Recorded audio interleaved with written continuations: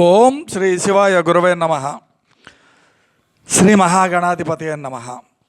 శ్రీమదాంధ్ర మహాభారతం కవిత్రయ విరచితం ఆనుశాసనిక పర్వం పంచమాశ్వాసం. కృతికర్త తిక్కన సోమయాజి. అమృతవర్షిణ ధారావాహిక 356వ రోజు. తత్వదర్శిని కార్యక్రమానికి ఆధ్యాత్మిక ప్రవాచకులు మీ దీకుండ చంద్రమౌళి రసజ్ఞులను ఆహ్వానిస్తూ, అయ్యా నేటి వరకు మనం రాజత్వము ఎలా వస్తుంది, అసలు దాని యొక్క గొప్పతనం ఏంటి, పార్వతీ పరమేశ్వరుల సంవాదాన్ని భీష్ముడు చెప్తూ ఉంటే ధర్మరాజు వింటున్నాడని చెప్పుకుంటూ ఉన్నాం. తపోబలం దాని యొక్క ఫలంగా రాచ పుట్టుక ఎవరు పడితే వాళ్ళకి రాదండి. ఒకటి ఆ రాజు కూడా సప్తాంగాలు కలిగి ఉంటాడని చెప్పుకున్నాం. ఒకటి రాజు, 2 అమాత్యుడు, 3 మిత్రులు, 4 బొక్కసం, 5 రాజ్యం, 6 దుర్గం, 7 సైన్యం. ఈ 7 అంగములు పాలనా వ్యవస్థను పటిష్టంగా ఆవిస్తూ ఉంటాయి. కాబట్టి ధర్మాధర్మాలు ఎరిగి దక్షత కలిగి ఆచరించాలి. ఇది ప్రధానంగా రాజుకు ఉండాలి ఈ నైజం. ఎందుకు? యథా రాజ తథా ప్రజ. అప్పుడు ప్రజలు కూడా అలాగనే ఉంటారు. రాజు స్వపర భేదం లేనటువంటి న్యాయ వ్యవస్థ కలిగి ఉండాలి. రాజు చారులే రాజుకు నేత్రాలు. సత్య వాక్ పరిపాలన అని అనిపించుకుంటుంది, లేకపోతే అది పరిపాలన అని అనిపించుకోదు. ప్రయత్నశీలి, ప్రియభాషణం, విద్యాశక్తి, సంధి, విగ్రహం, ఇవి రాజధర్మాలు. ప్రయత్నశీలి, 1కి 2 సార్లు ప్రయత్నం చేయటం, ఆలోచించగలగటం. ప్రియభాషణ, మృదు వచనం, విద్యాశక్తి, విద్యలో ఆసక్తి, సంధి, విగ్రహం, ఇవన్నీ కూడా రాజధర్మాలు. అంటే బలవంతులతో సంధి చేసుకోవటం, సమయం అరిగి నిగ్రహించగలగటం. శత్రునాశనం. పాపకార్య ఫలాలు రాజును వదలవు. ప్రత్యేకంగా చెప్తున్నారు, పాపకార్య ఫలములు రాజును వదలం. ఎందుకు? రాజు పాపం ప్రజలది, ప్రజల పాపం రాజు. ఇది లోగడ చెప్పుకున్నాం చాలాసార్లు. ప్రజాపాలనలో ధర్మమే ప్రాణంగా రాజు జీవించాలి. ఇది పాలనా వ్యవస్థ. చూడండి, ఇది పాలనా వ్యవస్థ. ఈ ఒక్క పదం రాజు అంటే ఇక్కడ కలియుగంలో రాజు ఎవడికి వాడే రాజు. నీ యొక్క ధర్మం, నీ ఆచరణ నిన్ను నువ్వు ఉద్ధరించుకోవాలి. ప్రతి మనిషి ధర్మబద్ధంగా జీవించినట్లయితే అప్పుడు ఈ విశ్వం అంతా కూడా ధర్మమయంగానే ఉంటుంది కదా. అహింస యొక్క స్వరూపం ఏంటి అసలు అని, దేన్ని అహింస అంటారు, దాని యొక్క విధానం ఏంటి? అంతరింద్రియ జయం. ఇంద్రియములు, అంతరింద్రియములు, బాహ్యేంద్రియములు అంటే కామక్రోధలోభం, అరిషడ్ వర్గాలు, మనోబుద్ధి, చిత్త, అహంకారాలు, వీటిని జయించగలగటం. ఆహారాదుల యందు అహింస. అనవసరంగా ప్రాణిహింస నిందనీయం. ఇది ధర్మ రహస్యం అని వేదం చెప్తూ ఉంది. దీపాలలో శలభాలు నశిస్తాయి. దీపం వెలిగించినప్పుడు మనకి ఒళ్ళు పురుగులు వస్తూ ఉంటాయి. శలభం అనగా క్రిమికీటకాదుల పురుగులు. అవి ఆ దీపాన్ని ఆకర్షిస్తుంది, అందుట్లో పడతాయి, చనిపోతాయి. మరి వెలిగించినోడికి పాపం అంటే రాదు, దీపం పెట్టిన వారికి పాపం ఉండదు. అలాగే నాగేటి సాలలో దున్నుతూ ఉంటారు. ఎన్నో జీవులు, క్రిములు, కీటకాదులు, పురుగులు నశిస్తూ ఉంటాయి, నలిగిపోతాయి. పాపం దున్నిన వాడికి ఆ పాపం లేదు. బుద్ధిపూర్వక హింసయే పాపము. బుద్ధిపూర్వక హింస అంతే తప్ప అటు చైనా వాడు, ఇటు పాకిస్తాన్ వాడు మనదంతా ఉంటే అహింస పరమధర్మాన్ని అన్నిటికన్నీ వదిలిపెట్టమని కాదు. యజ్ఞంలో విసర్జించబడేటటువంటి జంతువులు స్వర్గం చేరుతాయి. అంటే యజ్ఞ కార్యక్రమాల్లో ఏదైనా జంతువులు ఉన్నట్లయితే, అవి ఆచరించినట్లయితే వాటికి స్వర్గప్రాప్తి. రణరంగంలో వైరులను, శత్రు సంహారం అంతే కదా. యుద్ధంలో అహింస పరమధర్మం అంటే కుదరదు కదా. అక్కడ శత్రు సంహారం. ధర్మ సమ్మతంగా సాగాలి. నిరాయుధుడిని చంపడానికి వీల్లేదు. పారిపోయేవాడిని, పరిగెత్తేవాడిని, శరణగోరిన వాడిని, రథాన్ని దిగినటువంటి వాడిని, ఆయుధం లేనటువంటి వాడిని, చాలా నియమాలు ఉన్నాయి, వివరంగా చెప్పుకున్నాం మనం. అది నరకహేతువు కానేరదు. మరి అక్కడ నిండు ప్రాణాన్ని చంపేస్తున్నాడు. చంపకపోతే వాడు వీడిని చంపుతాడు. ధర్మబద్ధంగా యుద్ధం సాగాలి. ఆ ధర్మయుద్ధంలో ఎవరిని చంపినా పాపం లేదు. హతో వా ప్రాప్స్యసే స్వర్గం జిత్వా వా భోక్ష్యసే మహీం తస్మాదుష్ఠిత కౌంతేయ యుద్ధాయ కృతనిశ్చయః. పార్థ, ఎవరైతే రణరంగంలో చంపబడతారో వాడు స్వర్గం చేరుతారు, ఎవరైతే గెలుస్తారో వాళ్ళు రాజ్యాన్ని ఆధిపత్యం వహిస్తారు. కాబట్టి నీ యొక్క గాంధీవాన్ని చేయబోనవయ్యా, నీ యొక్క విద్యుక్త ధర్మం నుంచి వైదొలగరాదు సుమా.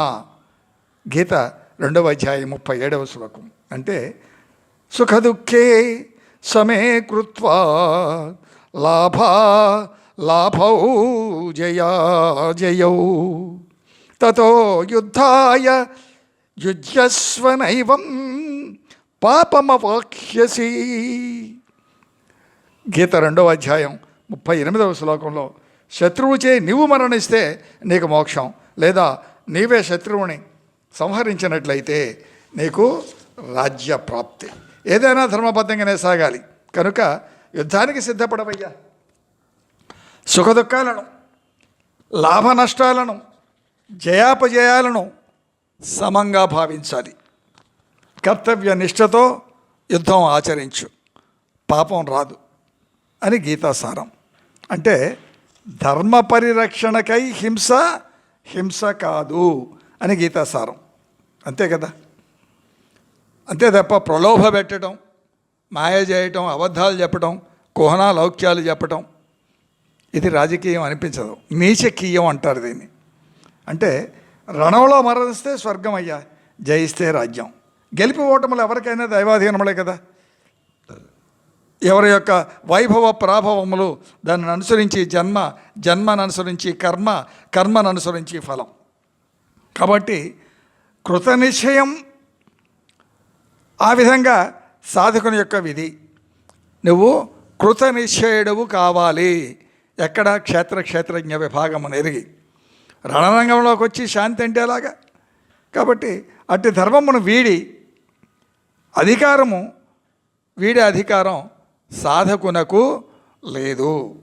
ధర్మబద్ధ విధి ఆ నిర్వహణ మాత్రమే సత్ఫలాలను ఇస్తుంది. జీవనమే ఓ రణక్షేత్రం. సాధకుడు నరుడైతే సారథి నారాయణుడవుతాడు. ఎందుకు? ధర్మబద్ధంగా ఉంటాడు కనుక. ఇది నా విశ్లేషణ. ఆలోచించాలి సీతారాం. కాబట్టి సంగమ జీవన క్షేత్రం పతనకారకం. నరనారాయణ సంగమం జీవన క్షేత్రమైతే ఉద్ధరణ, లేదు సంగమ క్షేత్రమే అంటే అరిషడ్వర్గ సంగమ క్షేత్రమైతే అది కురుక్షేత్రం అవుతుంది. ఏమి చెప్తుందండి మనకి కురుక్షేత్రం? ధర్మాచరణ, అధర్మ విదూరం, అసంగత జీవనం. అసంగత జీవనం అంటే సంగతులు ఏంటి ఇక్కడ? అరిషడ్వర్గములు. దానికి దూరంగా మాయా విదూర జీవనం, ఆ జీవన శైలి క్షేత్రజ్ఞతతో సమాధి రోహణంతో నేను మనిషిని ప్రధానంగా. ఎందుతో ఉన్నది శివుడు ఉన్నాడు. అందరి మేలు నేను కాంక్షించాలి, అందరి యొక్క సౌభాగ్యాన్ని కోరాలి. ఈ జ్ఞానం నశిస్తే పశువుకి మనిషికి తేడా ఉండదు. కాబట్టి విద్యుక్త ధర్మ ఆచరణ ఇదే కర్తవ్య నిష్ఠ. ప్రతిఫలాపేక్ష ధర్మ నిర్దేశితంగా ఉండాలి. ఆశించడంలో తప్పు లేదంటే ఏ విధంగా ఆశించాలి? ధర్మబద్ధంగా ఆశించాలి. అది ఆ కర్తవ్యం జీవన వంతు. అంటే బంధాతీత జీవనం, బంధాలకు అతీతమైనటువంటి జీవనం, ద్వంద్వాతీత జీవనమే దీనికి ఉదాహరణ. అంటే సుఖదుఖములు, లాభ నష్టములు, పైకొకటి లోనుకొకటి ఇవి కాకుండా కాపాడుట నారాయణ యొక్క వంతు. ఆలోచించాలి సీతారాం, మీకేం దోస్తుందో. అంటే దండింప తగినటువంటి వాడిని దండింపకుండా వదిలిపెట్టిన, దండింప తగని వాణిని దండించిన, బ్రాహ్మణ మనస్సు నొప్పించిన, అమాయకుణ్ణి ఇరికించిన వాడు హింస చేసిన వాడే అవుతాడు. ఆ ఫలాలు అలాగే ఉంటాయి. ఈ మానవలోకం ఇది కర్మభూమి. దేవత్వం సుఖదాయిని. పశుపక్షాదుల యొక్క జన్మలు దుఃఖములు అనుభవింప ప్రాప్తించినవి. ఎందుకు ఇక్కడ ఈ పదం చెప్పాడు? వచ్చే జన్మ ఖచ్చితంగా మానవ జన్మే రావాలంటే ఎంతో యోగంగా ఉండాలి జీవన విధానం. మరి ఉన్నదా? ఎవరికొరకై ఆత్మవిమర్శ చేసుకుంటే తెలుస్తుంది, ముఖ్యంగా పాలకులకు. కాబట్టి విద్య గలవానికి నిందారాహిత్యం. ఎవరైతే మేధావి వర్గం ఉంటుండో వాడు నిందలకు దూరంగా ఉండాలి. సేద్యానికి ఫలసాయం. అంతే కదా, ఏ పని చేసాం, ఏం వ్యవసాయం చేసాం, ఏం పంట పండిస్తున్నాం, ఏం ఫలం వస్తుంది ఆలోచించాలి. అది రణక్షేత్రమైన, వ్యవసాయ క్షేత్రమైన, విద్యాక్షేత్రమైన, రంగమేదైనా ఆలోచించాలి. విత్తే సమయానికి ఋతుధర్మం అంటే కేవలం వరి వేసేటప్పుడు వరి, జొన్న వేసేటప్పుడు జొన్న అని చెప్పడం కాదండి. ఇక్కడ విత్తే సమయానికి ఋతుధర్మం, అప్పుడు ఉన్నటువంటి కాలం యొక్క వైభవం ఏమిటి, పరిస్థితులు ఏంటి, వాటిని ఎరిగి ఏ విధంగా ఆచరించాలి, ఏ విధమైనటువంటి పనులకు ఆరంభం చేయాలి, ఎప్పుడు చేయాలి, సమయమెరిగిన కార్యాచరణ. ఇది విత్తే సమయానికి ఋతుధర్మం తెలిసి ఉండాలి. అంటే బీజప్రాయం. ధర్మాచరణ సర్వకాల సర్వావస్థలలో సాగిస్తున్నప్పటికీ అనువుగాని చోట అధికం అనకూడదు, అనువైన చోట తగ్గకూడదు. వర్తకానికి పెట్టుబడి కదా, ఇవన్నీ కావాలి. ఈ చాతుర్వర్ణాలు వాటి కర్మనిష్ట ఎరిగి ఆచరించాలి. మరి ఈ మాత్రం అందరికీ తెలుసు కదా. అయినా ఇక్కడ ఇంత వివరంగా ఎందుకు చెప్తున్నాడు అంటే ఇందుకే చెప్పేది. కాలము, కర్మము, ధర్మము ఎరిగి ఆచరించినటువంటి పనులు మాత్రమే సత్ఫలితాలని అందిస్తాయి. కాబట్టి వినుము అలుకయు కూర్మయులేవు అనవద్యోజనంబులందును విధికిని మును చేసిన కర్మఫలమనుభవము గోచరము చేయునంతియు తరితోన్. శివుడు పార్వతితో అంటున్నాడండి, వినమమ్మ, బ్రహ్మదేవుని ఈ సృష్టి క్రమంలో ఏ జీవులందు కూడా రాగద్వేషములు ఆయనకుండవు. ఆ జీవుల యొక్క పూర్వ కర్మ ఫలములే అనుభవించే వేళ ఆ రాగానే వారికి అనుభవానికి వస్తుంది, అంతే. ఇది సమయాన్ని ఎరిగి విత్తటం అంటే నమో హంస సర్వభూతేషు నమే ద్వేషోం అస్సిన ప్రియ ఏ భజంతి తుమాం భక్త్వా మయతే తేషు చాప్యహం. నేను సమస్త ప్రాణుల యందు సమభావనతోనే ఉంటాను. దీని అర్థం ఏంటి? జీవుడు కూడా అలాగనే ఉండాలి. నాకు శత్రువులు లేరు, మిత్రులు లేరు. ఏ భక్తులు నన్నైతే భజిస్తారో వారి యందు నేను, నా యందు వారు ఉంటారు. కారణం విశుద్ధ భక్తి మాత్రమే. పెద్ద శక్తి లేకపోవచ్చుగాక, కానీ సంకల్పశుద్ధి ఉండాలి కదా. అది శుభఫల హేతువు. సంకల్ప శుద్ధి, మనోవాక్కాయ కర్మల సాక్షిగా ధర్మబద్ధమైనటువంటి సంకల్పం, ఆచరణ దీక్ష, ఆచరణ. కాబట్టి ముసలితనంలో కుబేరులైనటువంటి వారు కృత జన్మలో వార్ధక్యంలో మాత్రమే దానం చేసిన వారై ఉంటారు. చూడండి, ఏ జన్మ సమయమెరిగినటువంటి విత్తనం, బీజం ఎలా ఫలితాలను ఇస్తుందో ఇక్కడ మనకు తెలుస్తూ ఉంది. ఆ ఒక్క పదం ముసలితనంలో, ఈ కాలంలో కలియుగంలో కుబేరులు అవుతూ ఉంటారు. 60 ఏళ్ళకో 70 ఏళ్ళకో కుబేరులు అయ్యారు అనుకోండి బాగా. అంటే వాడి కృత జన్మలో ఆ ముసలితనంలో ఆనాటికి అతను దానం చేసిన వాడై ఉంటాడు. ఆ ఫలం ఇప్పుడు వస్తుంది. కలిమియుండి దానం ధర్మం ఆచరించిన వాడు ఈ జన్మలో అన్నీ ఉన్నా అనుభవించే వీలులేని రోగాల బారిన పడిన వారై ఉంటారు. ఏం చెప్పమంటారు? అనేక రకాల రోగాలు. ఎదురుగా మామిడి పండు ఉంటుంది, తినే యోగం ఉండదు. అన్నీ ఉంటాయి. గొట్టం పెట్టి ఆ లోపల పాలు పోసే పరిస్థితి వస్తుంది. పొరపాటుగా దొరికినటువంటి పాపం ప్రాయశ్చిత్తంతో శాంతిస్తుంది. అడుగడుక్కి అర్జున అర్జున అంటే పిడుగుపడకుండా ఆగదండి కదా. కాబట్టి పొరపాటుతో ఒకవేళ దొర్లితే ఏదో ప్రాయశ్చిత్తం చేసుకుంటే అంతే తప్ప కోరు చేసిన కర్మఫలం అలా తొలగదు. అంతే. పరుషవాక్కు లేచిన దగ్గర నుంచి మొత్తంలో చేరి నానా భయంకరమైనటువంటి భాషణం చేస్తూ ఉంటే ఆ ఫలం అలాగనే పీడిస్తుంది. కాబట్టి జీవుడు శిథిలమైనటువంటి శరీరాన్ని వదిలి నూతన దేహాన్ని ధరించక తప్పదు. అదే పుట్టుక.